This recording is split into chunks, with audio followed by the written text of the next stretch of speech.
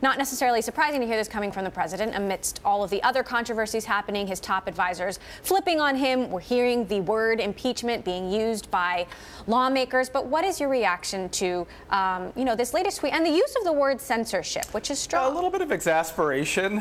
It really conflates two issues. One is the tech companies, trying to facilitate or getting out of the way of honest, free expression on all sides of the political spectrum, right? And the tech companies have not been perfect. Remember in May 2016 when the trending topics on Facebook were seen to be kind of negatively oriented against conservative thought, and Mark Zuckerberg went and met with conservative leaders, and I think that's one topic. But the other one is the introduction of foreign influenced content onto social media, speech that incites hatefulness or action against minority groups. Alex Jones, the InfoWars guy, has been suspended on all sorts of media platforms. And in this respect, the tech companies are trying to create some simple, basic rules and to enforce them. And I think everyone really, rationally should support that. And to be clear, preventing foreign interference in U.S. elections is not censorship. In fact, it actually is a crime. So as you say, there's a spectrum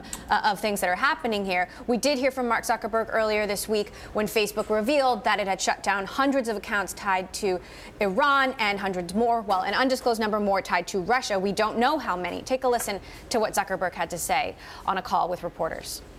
It's as important that we focus on building relationships with folks in law enforcement and governments and other companies so that way we can exchange information and find threats as it is to build up our own capacity to do this in isolation.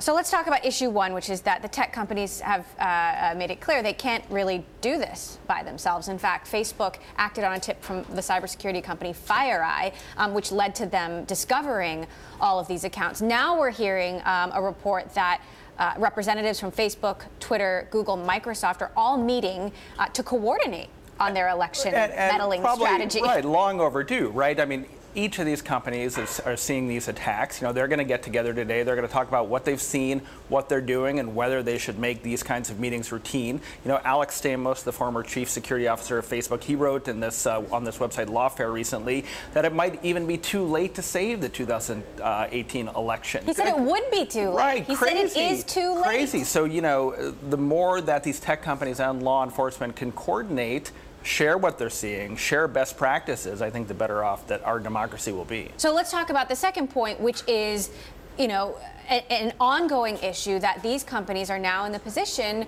of deciding what stays and what goes. And it's a very slippery slope. And how do Facebook and Twitter make those decisions on an ongoing basis without getting this heat from all sides, liberal and conservative? It's a slippery slope, but some of the examples we've seen are not that ambiguous, right? And it's incumbent upon the tech companies. Do you think Alex Jones is one of those? Absolutely. I mean, the thing that got him suspended from YouTube was saying that his viewers had to go get their battle rifles to combat the media. It's baldly inciting violence. There was the great story recently about how kind of Facebook had not done enough to prevent kind of riots and genocide even in Myanmar, right? And so these basic, acts and content that incite violence, that encourage hatreds, it's not a slippery slope. That's black and white, and the tech companies can do more to keep that off their platform. The reality is, though, the midterm elections themselves, despite this very long-term issue we're talking about, they're months away. They're months away.